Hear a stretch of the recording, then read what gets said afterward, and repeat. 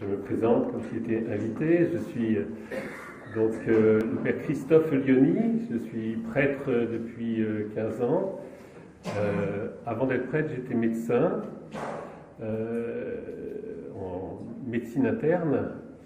2 ans avant la fin de mes études, j'ai reçu d'une façon assez inattendue un appel au sacerdoce, puisque je n'ai pas été élevé dans une vie chrétienne. Je n'ai pas été élevé chrétien quand j'étais petit, mais voilà, le Seigneur m'a rejoint à ce moment-là.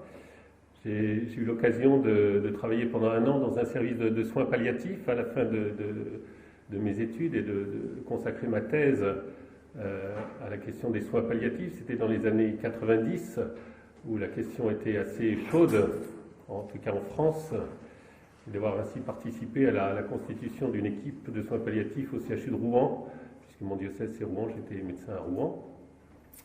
Voilà, et au cours bien sûr de mon sacerdoce, j'ai toujours été assez sensible à la question de l'accompagnement des malades. J'ai eu l'occasion aussi de travailler à certains moments en lien avec des aumôneries, d'hôpitaux. Et donc je suis heureux d'avoir été invité à participer à cette journée et puis de pouvoir échanger ensemble sur la façon de pouvoir accompagner les personnes dans ce chemin souvent important. J'ai été très touché par cette méditation de Jean 23 que nous avons lue, écoutée ensemble. Je pense qu'elle pourrait elle-même résumer déjà pas mal de choses. Voilà. Et ce matin, pour cette première intervention, c'est peut-être justement recentrer un petit peu la question sur l'objectif finalement de cette pastorale de la santé. Quel est voilà, je ne dirai pas tout bien sûr, mais essayez pour nous je dirais que des choses que vous connaissez déjà d'ailleurs. Je n'ai rien de dire de nouveau, mais peut-être se ressaisir ensemble d'un aspect de notre démarche, de votre démarche, par rapport à l'accompagnement de ces personnes malades. Il y a quelques années, un religieux qui revenait d'un long temps de mission en Afrique a été nommé aumônier dans une clinique et en fait est venu me voir parce que il était extrêmement stressé. Il avait passé toute sa vie à faire de la pastorale très active avec les jeunes, etc. Et puis il se retrouvait là à devoir à certains moments être avec les malades, les familles, dans des situations de fin de vie ou de grand stress. Et il disait, mais moi je ne sais pas quoi faire, je ne sais pas quoi dire, je suis perdu, ça me fait peur. Et voilà. Et je lui ai dit, mais vous savez, vous n'avez rien à dire ou rien à faire, parce que vous avez à être là et vous représentez en étant là la présence du Seigneur. Et c'est ce que les gens attendent. Ils n'attendent pas autre chose que le fait qu'ils savent que vous n'avez pas de solution magique à leur détresse, à leur situation de peine, mais le fait que vous soyez là, que vous puissiez manifester la présence de Dieu, en soi, c'est une partie essentielle de votre mission. Et quelque temps plus tard, il m'a témoigné que ça l'avait apaisé et que du coup, il avait réussi à se situer d'une façon nouvelle dans ces situations auxquelles il n'était pas habitué. Et donc, cette pastorale de la santé que nous vivons, nous sommes envoyés finalement pour essayer bien humblement, mais bien réellement, de manifester la présence du Seigneur qui a promis, comme on le sait bien dans l'évangile de Matthieu 11, venez à moi vous tous qui ployez sous le poids du fardeau, et moi je vous procurerai le repos. Mettez-vous à mon école, car je suis doux et humble de cœur. Donc cette promesse du Seigneur de nous assister, je suis avec vous tous les jours jusqu'à la fin des temps, et particulièrement de pouvoir être proche de ceux qui sont le plus dans le besoin, dans l'attente d'une aide, d'une consolation, d'un secours. Et donc c'est comment pouvons-nous aujourd'hui nous vivre cet apostolat dans un monde qui est assez complexe, dans une société qui est souvent marquée par une laïcité assez revendicatrice de l'espace laïque qui exclut le domaine de la foi au seul domaine du privé. Comment se positionner? Alors d'abord ce matin, je voudrais avec vous peut-être plus réfléchir sur la façon dont nous-mêmes, personnellement, nous pouvons accueillir et cultiver notre relation avec le Seigneur pour bien prendre conscience que nous sommes justement envoyés par lui et que nous recevons de lui ce dont nous avons besoin pour vivre cet apostolat. Et j'ai...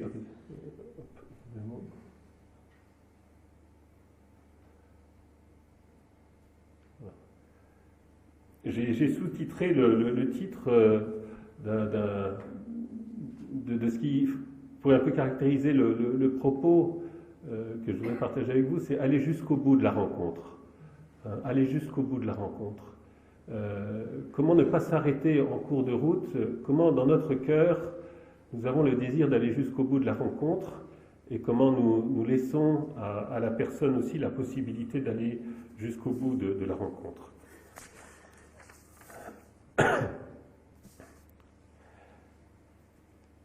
Dans la Constitution Gaudium Spes, nous trouvons au chapitre 22 cette phrase: c'est par le Christ et dans le Christ que s'éclaire l'énigme de la douleur et de la mort qui, hors de l'Évangile, nous écrase. Le premier point, c'est nous sommes appelés à être des hommes et des femmes de foi et d'espérance.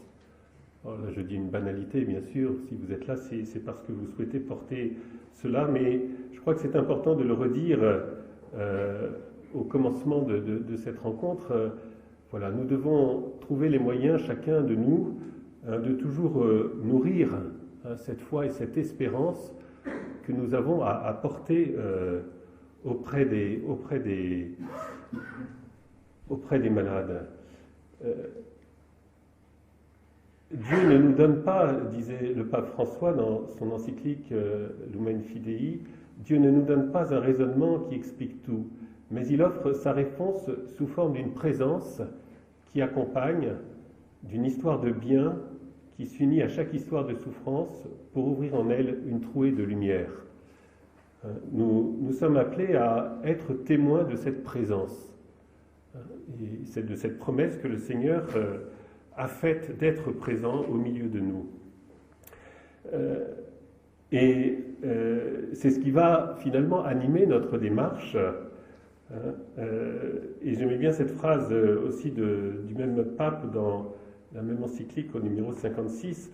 Dans la souffrance et la faiblesse, nous apparaît clairement que ce n'est pas nous que nous prêchons, mais le Christ Seigneur. Ce n'est pas nous que nous allons manifester auprès des malades, mais c'est vraiment demander à Dieu la grâce de pouvoir être témoin d'une présence qui est plus que la nôtre. Voilà. Et ça, c'est vraiment la foi et l'espérance qui nous fait entrer dans cette attitude. Alors, nous devons être pour cela vraiment convaincus, et je pense que si vous êtes là, c'est que vous l'êtes, en tous les cas, convaincus que c'est d'abord le Seigneur qui a un ardent désir de se rendre présent auprès de chacune des personnes, déjà chacun des hommes dans le monde entier. Le Seigneur nous voit tous et il a un ardent désir de se rendre présent à chacun de nous, mais plus encore à ceux qui sont dans une étape difficile de leur vie, dans une étape de pauvreté humaine, et particulièrement ceux qui sont malades et qui souffrent. Si nous lisons les évangiles, nous voyons combien Jésus a été présent aux malades. Une grande partie de son ministère a été d'accueillir les malades. jusque parfois à l'épuisement. Jésus, dans certains passages de l'Évangile, disent que tard le soir, après le coucher du soleil, on lui apportait les malades et Jésus les accueillait. Jamais on ne voit Jésus relativiser ou rejeter ou mettre de côté ou demander d'attendre un malade. On sent une disponibilité, une attention particulière du Seigneur pour les malades. Et lui-même demande à ses apôtres cette même disponibilité. Montrez-vous compatissants comme votre Père est compatissant, dit-il à ses apôtres. Quand il envoie les 12, l'un des seuls commandements qu'il donne, c'est d'aller vers les malades et de les guérir. Lorsqu'il envoie les 72, en toute ville où vous entrerez et où on vous accueillera, mangez ce que l'on vous donnera, guérissez les malades et dites aux gens, le royaume de Dieu est tout proche. Donc on voit cette insistance du Seigneur quand il était au milieu de nous avec ses apôtres, d'encourager les apôtres à l'imiter dans cette disponibilité qu'il avait pour les malades. Et Jésus, assis à la droite du Père, nous venons de fêter l'Ascension, n'a pas moins aujourd'hui le souci de rejoindre les personnes malades. Au contraire, son cœur brûlant d'amour reste ardent dans son désir de soulager, de consoler, de visiter. Et on voit qu'il y a finalement une immense attente de la part des personnes dans l'épreuve. Alors ça peut se vivre de façon bien variée, bien sûr, mais quand vous visitez les personnes, on se rend compte, vous auriez plein de témoignages à donner chacun. Il se trouve que pour des raisons particulières, j'ai eu à fréquenter ces dernières semaines la salle d'attente d'une clinique. Je peux vous dire qu'il y a une pastorale de la salle d'attente.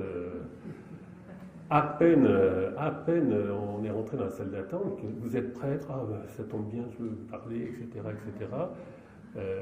Encore dernièrement, une femme, je commençais j'ouvre mon bréviaire et elle dit, Monsieur l'abbé, vous êtes prêtre, il faut que je vous parle, et puis elle me parle de ses peurs. Son mari était malade, elle avait traversé plein d'épreuves, et puis elle me témoigne qu'elle était allée l'autre jour à l'église et qu'à un moment elle se sentait mal, elle se rend compte qu'elle était sous la croix de Jésus, et elle se dit, mais je suis révoltée. Et elle avait besoin d'exprimer sa révolte, et puis ensuite on peut parler, prier ensemble. Il y a une attente des personnes à pouvoir à un moment exprimer leurs questions, leurs craintes, et à retrouver avec le Seigneur la paix du cœur. Et cela nous dépasse, et dépasse nos capacités. C'est là où je crois que nous devons être des hommes de foi et d'espérance, parce que on voit bien que ce n'est pas ce que nous allons dire ou ce que nous allons faire qui va être fondamental. C'est le fait que nous allons pouvoir, avec la personne, d'une façon explicite ou implicite, ça dépend des situations, mais se mettre en présence de celui qui veut venir. Et alors nous sommes bien sûr ces intendants quelconques, ces serviteurs, comme on traduit des fois, inutiles, mais j'avais bien aimé quelqu'un qui disait nous sommes inutiles, mais pas inutilisables. Et c'est vrai que nous sommes utilisables par le Seigneur justement pour être les vecteurs de cette rencontre.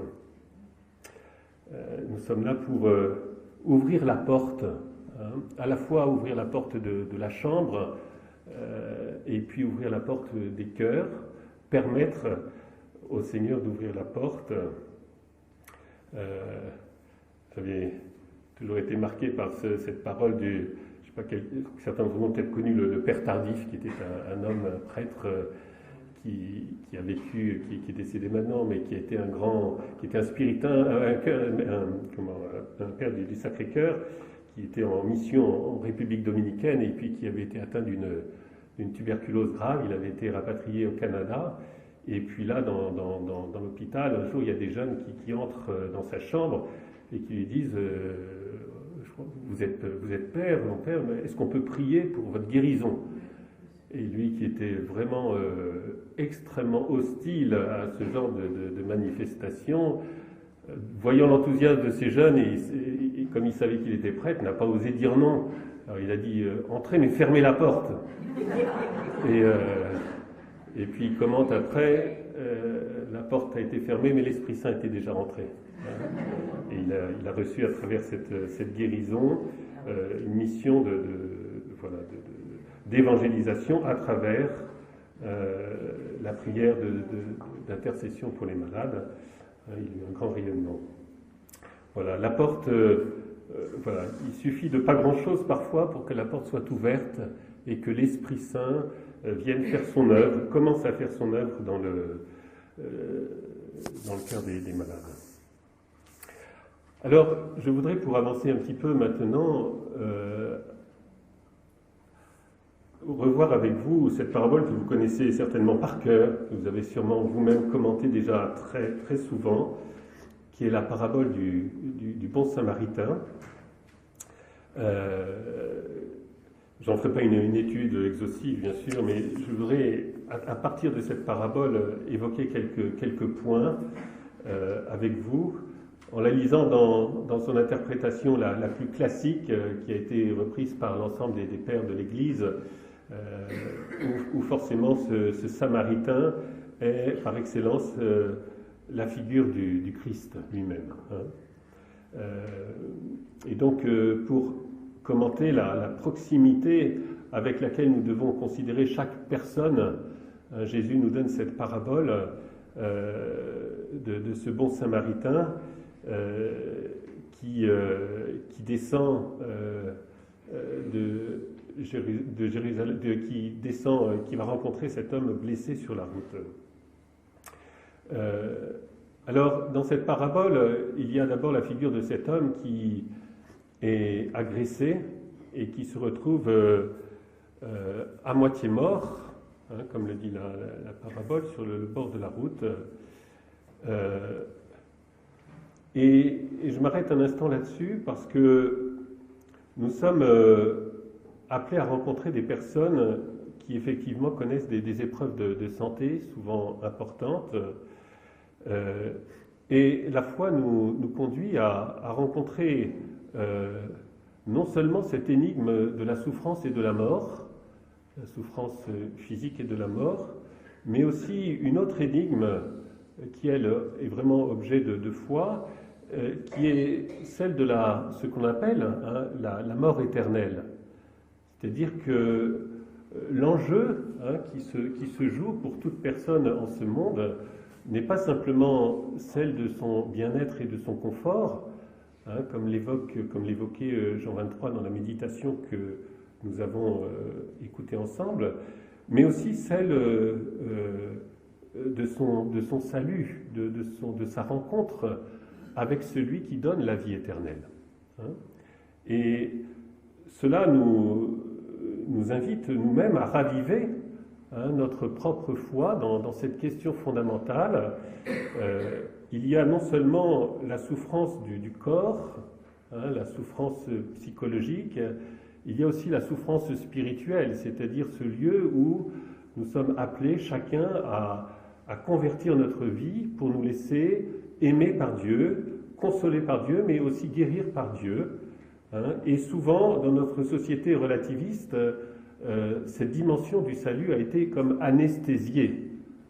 Et pourtant, il me semble que c'est une dimension fondamentale. Là aussi, Jean 23 le rappelait, le seul mal véritable est le péché, qui est une offense à Dieu.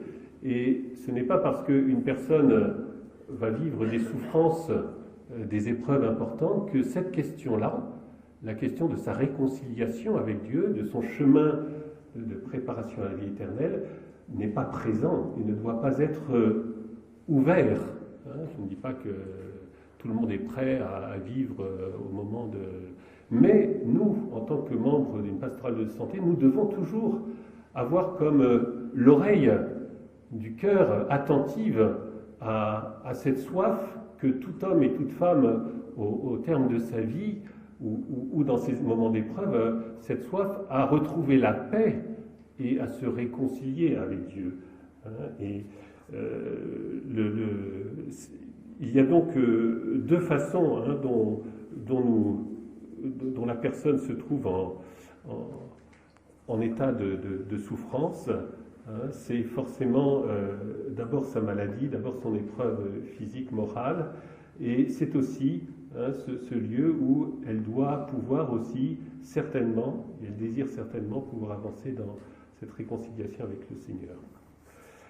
Donc cet homme à moitié mort va se trouver face à face avec trois personnes. Les deux premières personnes sont ce prêtre et ce lévite, et finalement qui fuient la rencontre parce que, si je veux le résumer d'une façon assez simple, ce sont des hommes finalement d'une idéologie. La religion est devenue pour eux une idéologie, j'y reviendrai cet après-midi, et par loyauté à cette idéologie, il ne faut pas toucher une personne morte, etc., avec toute la loi qui va avec, eh bien ils font taire leur conscience, ils font taire leur cœur, et ils passent outre. Voilà. Et parfois, c'est vrai que si nous sommes tenus, non pas par le souci de la rencontre, mais par une idéologie, qu'elle soit religieuse ou autre, nous pouvons passer à côté de la rencontre. Et nous pouvons retenir notre cœur, notre conscience, manquer soit de délicatesse, soit d'audace. Mais je passe là, j'y reviendrai cet après-midi. Et par contre, le Christ lui-même, justement, va s'identifier à un Samaritain, c'est-à-dire à quelqu'un qui était étranger à ce monde de la foi juive, et s'approcher de cet homme, voilà, pour se mettre à panser ses plaies. Pardon.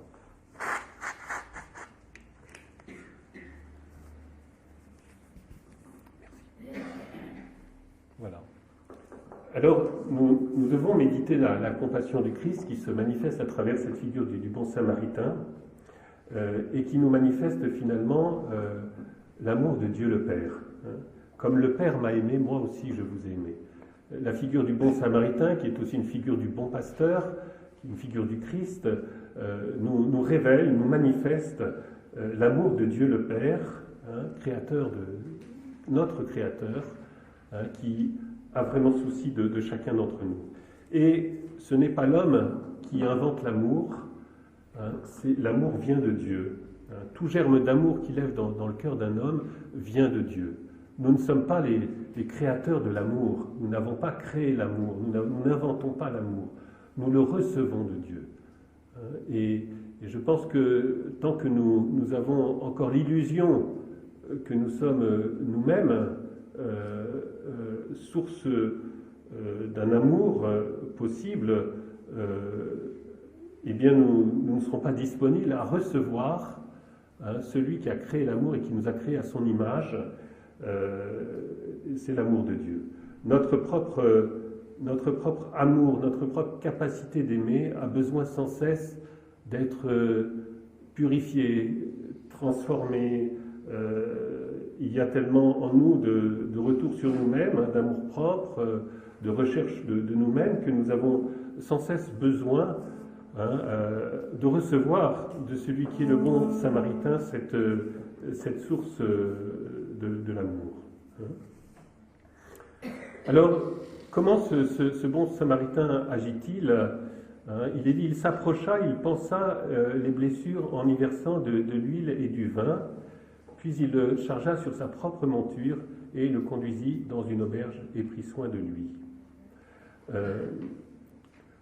Vous savez que cette image de l'huile et du vin n'est pas prise au hasard par le Christ. Elle nous renvoie d'une façon particulière au symbole des sacrements. L'huile est l'instrument d'une onction, de l'onction de l'Esprit Saint. Le vin est le signe eucharistique du sang du Christ. Et donc, bien sûr, ce symbole de l'huile et du vin est très large. Il inclut tous les soins très concrets que l'on peut apporter à une personne souffrante, les soins physiques, les soins psychologiques, et toute l'attention que nous lui portons naturellement et que nous sommes appelés à lui porter naturellement. Nous ne devons jamais opposer ces dimensions-là, mais il y a dans cette parabole une lecture théologale qui nous rappelle que le bon samaritain a entre ses mains des remèdes tout à fait particuliers et uniques, qui sont symbolisés par l'huile et le vin. Et ces remèdes, comme je le disais, ont une perspective et un but qui est non seulement la guérison du corps, non seulement la guérison de l'âme, mais la guérison de toute la personne, jusque dans la perspective de son salut éternel. Pour que vous sachiez que le Fils de l'homme a pouvoir de pardonner les péchés, je te le dis, prends ton grabat et marche, dit-il au paralysé. Pour le Seigneur, la guérison du corps est toujours subordonnée à la guérison de l'âme, à la restauration complète de l'homme dans son union à Dieu. Et à l'hydropique qui est guéri, Jésus dit, te voilà guéri, bon, attention, ne pêche pas, il pourrait arriver pire encore, car la guérison du corps est une chose admirable et extraordinaire, mais voilà, il faut encore que la personne reste en lien avec Dieu. Et donc, pour cela, finalement, et c'est là un petit peu le point sur lequel je voudrais ce matin insister, en vivant une pastorale de la santé qui, encore une fois, inclut vraiment toutes les dimensions d'aide à la personne et veut vraiment rencontrer la personne, toutes ces dimensions humaines, etc., doit toujours garder la lampe allumée de la perspective du salut. Je vous cite ici Jean-Paul II lors d'un discours à des membres de la santé. Vous connaissez l'étroite relation, l'analogie, la réciprocité qui existe entre la mission du prêtre d'une part et celle de l'agent de santé d'autre part. Tous se dévouent à des titres différents au salut de l'homme, aux soins de sa santé, à sa libération du mal, de la souffrance et de la mort, à la promotion de sa vie, de son bien-être et de son bonheur. Tous ces éléments vont ensemble. Il n'y a pas un élément qui exclut un autre élément. Et pour nous, le défi, c'est justement de garder bien ensemble, dans notre approche des malades, dans notre cœur, dans notre vigilance, tous ces éléments. Le vin et l'huile, ces remèdes qu'utilise le bon samaritain, sont des remèdes qui lui sont propres, elles viennent du Christ, et ce sont les remèdes qui viennent de sa croix. Vous savez, aujourd'hui, et dans l'Église catholique, trop souvent, quand on parle de la croix du Christ, on va trop vite à notre croix. On pense tout de suite à porter notre croix, à participer à la croix du Christ. Mais nous devons d'abord regarder Jésus qui a tout accompli en prenant librement, par amour pour nous, sa croix, la croix. D'où vont naître les remèdes qui sont offerts à l'humanité aujourd'hui et depuis toujours pour le salut des hommes. J'ai été très touché justement, je voulais m'arrêter un instant là-dessus et d'entendre dans la citation du pape Jean XXIII cette insistance. Nous devons contempler la croix de Jésus, tout comme les apôtres, les martyrs, les saints, les docteurs de l'Église et les confesseurs l'ont regardé, sachant que dans la croix on trouve consolation et salut, et qu'on ne peut pas vivre dans l'amour du Christ sans souffrance, Dieu merci. Nous devons contempler cet amour que Jésus nous a manifesté dans la croix. J'aime beaucoup cette parole de Sainte Catherine de Sienne dans les dialogues. Je n'ai pu retrouver la référence exacte, il faudra que je la retrouve, mais il y a une faute d'orthographe, excusez-moi. Quand tu regardes ma croix, ne cherche pas tant à connaître combien j'ai souffert, mais combien j'ai aimé. Car mes souffrances étaient finies, mais mon amour est infini. Il y a dans le mystère de la croix, et uniquement là, nos yeux peuvent s'ouvrir sur cet amour ardent et infini du Seigneur pour l'humanité tout entière, pour chacun d'entre nous. Et c'est de cette croix-là, il a fallu que Dieu plonge dans la chair de l'homme, qu'il vienne rencontrer l'obscurité du cœur, l'obscurité du péché, qu'il plonge dans cette obscurité pour y faire naître une vie nouvelle. C'est la dimension baptismale de la croix. C'est le lieu où Jésus plonge jusqu'au plus profond de la pauvreté humaine pour y faire naître une vie nouvelle, pour donner à l'humanité l'huile et le vin par lesquels il va venir penser, consoler l'homme malade. Et à travers ce mystère-là, nous savons que l'Esprit Saint est répandu dans les cœurs. C'est à partir du mystère de la croix que l'Esprit Saint est répandu dans le cœur. Le Seigneur a comme façonné dans sa chair une clé qui ouvre le cœur de l'homme au royaume de Dieu. Et une fois glorifié, il remet cette clé à l'Esprit Saint qui va venir ouvrir la porte des cœurs. Mais il a façonné cette clé dans sa chair, dans le mystère de la croix. Et nous-mêmes, qui approchons souvent le mystère de la souffrance humaine à travers ces visites, nous devons apprendre à regarder, à chercher, à comprendre, à connaître plus combien Jésus a aimé et combien il a aimé à partir de ce mystère de la croix. Pour ne pas nous situer dans une relation de peur par rapport à la croix, mais d'action de grâce.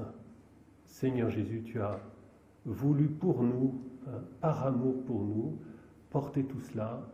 Merci Seigneur, et que ces fruits de ta croix puissent se déverser dans le cœur de tous ceux que nous approchons.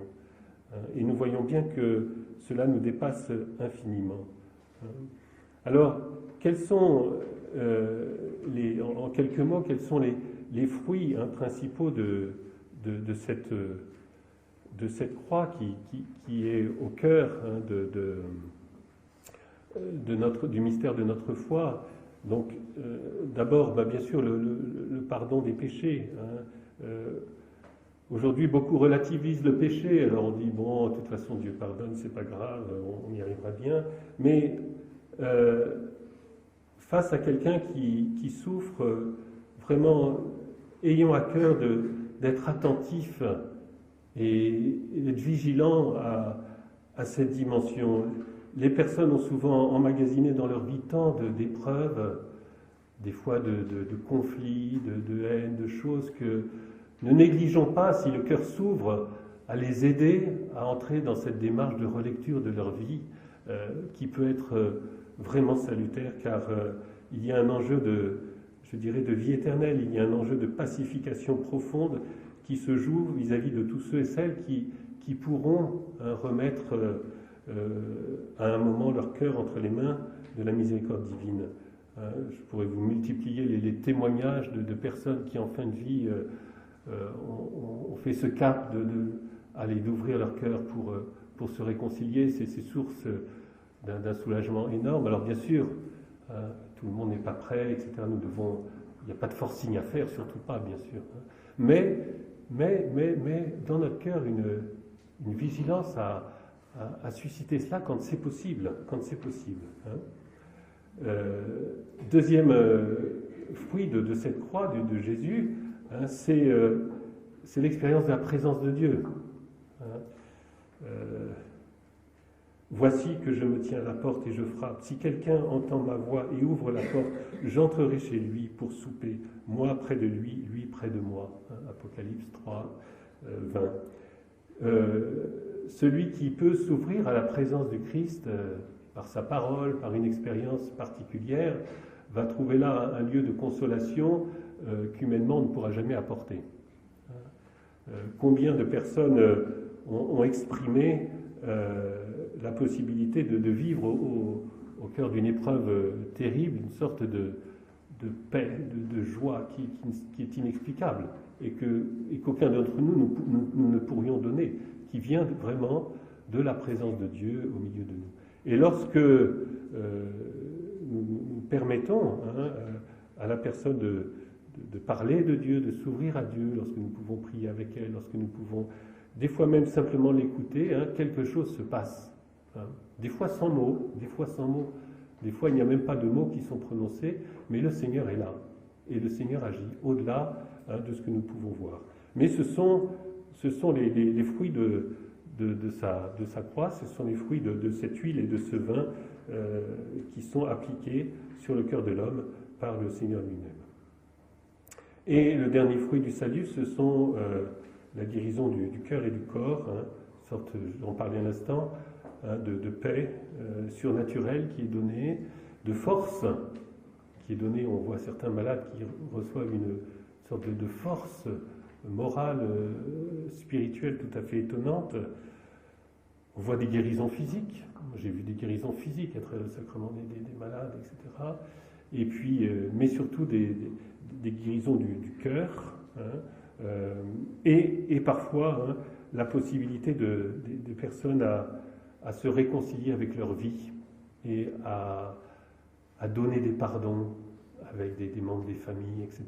Quand on voit ce chemin, voilà, on a là une sorte de joie et de paix. Et dans cette parabole donc du bon samaritain, nous voyons que le bon samaritain ne prend pas en charge totalement la personne. Il la conduit donc à cet aubergiste.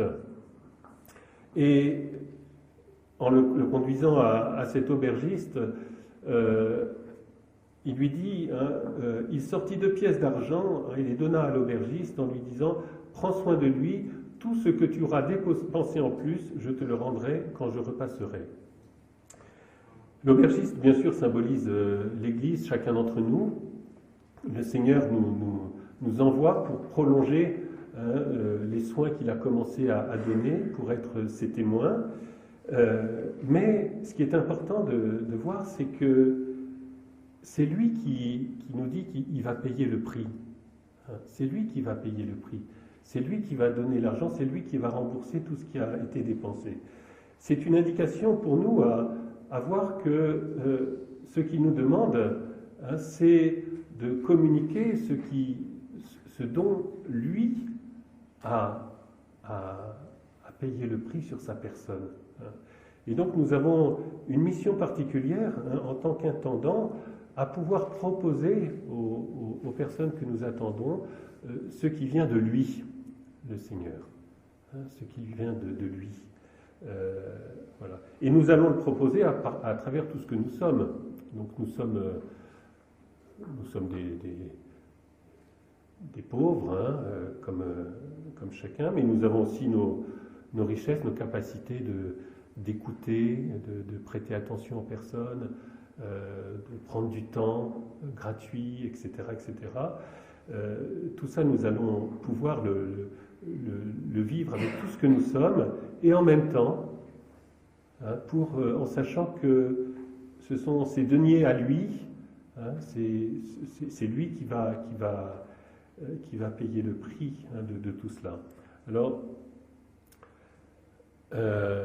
quels sont justement les moyens qui nous sont laissés à nous, Bien sûr, c'est cette charité qui habite notre cœur et que nous allons chercher jour après jour à faire grandir en nous, en nous mettant à genoux dans la prière, en essayant de recevoir toujours plus pleinement l'Esprit Saint, en laissant Dieu transformer nos cœurs. Et c'est ce témoignage de la charité qui va être premier, bien sûr, dans notre apostolat auprès des malades. Cette proximité humaine, ce signe de la proximité divine qui passe par nous, humblement, c'est un élément vraiment fondamental. J'y reviendrai encore cet après-midi. Et puis, il y a la place des sacrements dans cette pastorale des malades, alors qui n'est pas toujours facile à vivre parce qu'il n'y a pas toujours des prêtres partout, toujours disponibles, voilà, mais qui reste malgré tout un élément fondamental de ce que nous pouvons proposer aux malades. Beaucoup d'entre vous sont sûrement ministres de l'Eucharistie, donc vont porter la communion aux malades. Ayons vraiment soin, en portant cette communion, de vraiment porter le Seigneur aux personnes et d'essayer de trouver les bonnes dispositions adaptées à chaque lieu pour aider les personnes à percevoir dans ce moment de la communion qu'il s'agit bien d'une rencontre avec le Seigneur, avec sa parole, avec sa présence. Je suis sûr que vous faites ça très bien et avec beaucoup de soin et de prière.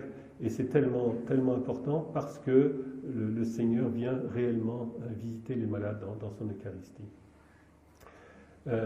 Il y a le sacrement des malades. Je crois que nous ne devons pas hésiter à le proposer dans les situations où les personnes sont en souffrance. Il ne s'agit pas de brader ce sacrement, car on ne brade pas un sacrement, mais de pouvoir le proposer facilement. Le Seigneur aussi passe par là.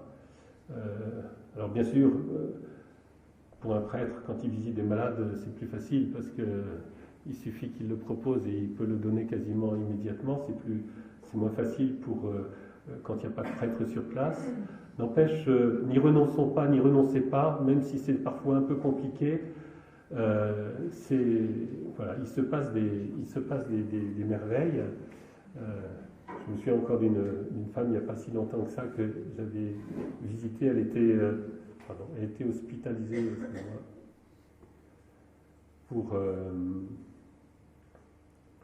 elle était hospitalisée pour des problèmes assez sévères de mobilité. Alors elle était allongée dans son lit, elle avait 70 ans à peu près, et elle était triste de vivre cette dépendance, cette difficulté à se déplacer.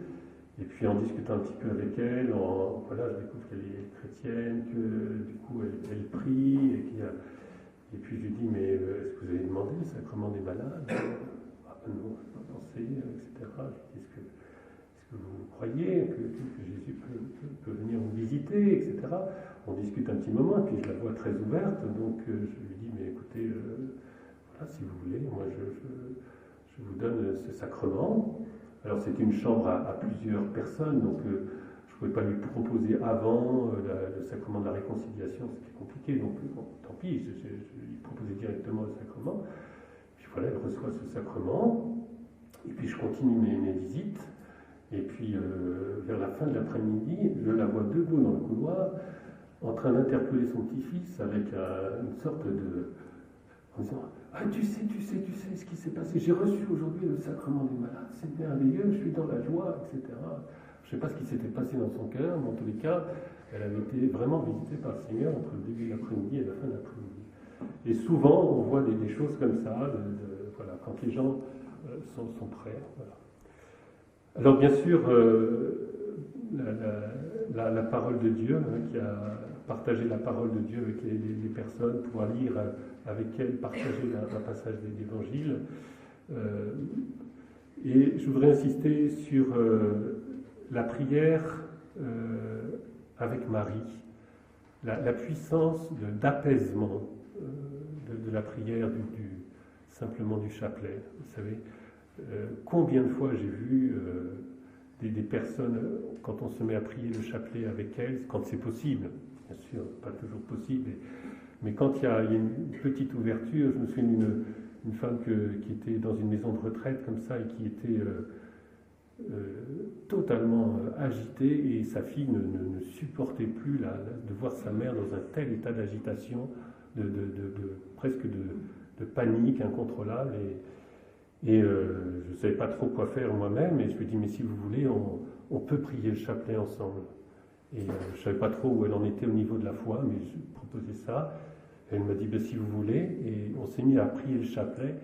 Eh bien, au bout de la deuxième dizaine, la femme, la mère, commençait à s'apaiser. Et à la fin du chapelet, elle avait retrouvé le calme. Alors, je ne sais pas si ensuite ça a duré, mais sur le moment, vous voyez, vraiment une chose... et voilà un autre souvenir aussi que je vous partage, vous en auriez aussi vous-même certainement. J'étais encore médecin à l'époque, j'étais en soins palliatifs, et je rentre dans une chambre, et un monsieur qu'on avait accueilli la veille est en train de faire la toilette, et puis je vois le monsieur, je dis au soignant, attendez, je crois que là il ne va pas bien du tout.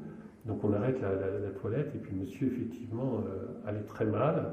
Je m'approche de lui, et on sentait qu'il était tendu. Donc je mets la main sur son front. J'étais médecin, mais je mets la main sur son front, et silencieusement, je prie Marie, je commence à dire des « Je vous salue Marie » silencieusement, donc les gens n'entendaient pas. Et j'ai senti sous ma main le front de cet homme se relâcher, et il a remis l'esprit à ce moment-là. Et j'ai vu l'œuvre de Marie qui a libéré cet homme de la tension intérieure qu'il avait. C'est magnifique. Parfois, on a des signes comme ça qui sont donnés. Donc, je pense que nous ne devons pas hésiter vraiment à demander. Hein. Puis, vous savez, le Jeu Saint-Méry, c'est à l'heure de notre mort. Hein. Donc, il y a une grâce particulière qui est donnée par la Vierge Marie. Et alors là, je vais peut-être faire sourire certains, mais n'hésitons pas aussi à nous appuyer sur des petits signes comme des images, des médailles, des choses que les personnes peuvent garder. Je me souviens d'un ami de la famille, un jeune, il avait 20 ans, il était en hématologie pour un problème de leucémie. Il était, croyait ni à Dieu ni à diable, comme on pourrait dire. Enfin, il était bien sûr en questionnement à travers toute sa maladie. Et il habitait assez loin, donc j'avais peu d'occasion d'aller le voir. Et la dernière fois que je l'ai vu, je ne savais pas trop comment aborder la question de la foi avec lui. Et puis finalement, la discussion en vient là. Et puis je lui dis, mais tu sais, tu connais quand même les prières. N'hésite pas à te tourner vers Dieu. Et je lui dis, tiens, je vais te donner une petite médaille de la rue du Bac, tu sais, c'est une médaille de la Vierge Marie, pour que tu puisses penser davantage à Dieu si tu vois que ça va moins bien. Et je ne savais pas du tout ce que ça allait donner, mais par après, sa mère m'a dit, tu sais, cette médaille, il l'a accrochée, il l'a scotchée sur sa sonnette pour régler son lit et sonner, et il y tient, et je ne sais pas ce qu'il fait avec, mais il y tient et ça l'aide. Hein.